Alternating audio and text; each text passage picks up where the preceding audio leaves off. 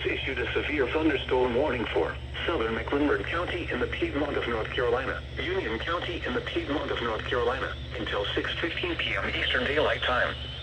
At 4:57 p.m. Eastern Daylight Time, severe thunderstorms were located along a line extending from 7 miles east of York to 6 miles southeast of Rock Hill to 13 miles north of Springdale, moving east at 50 miles per hour.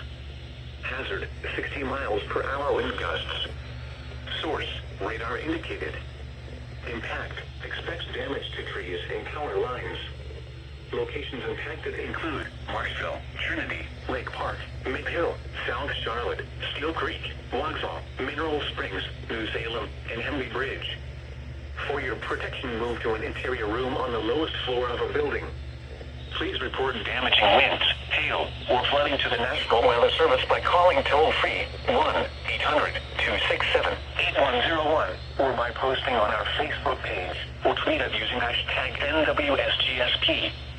Your message should describe the event and the specific location where it occurred.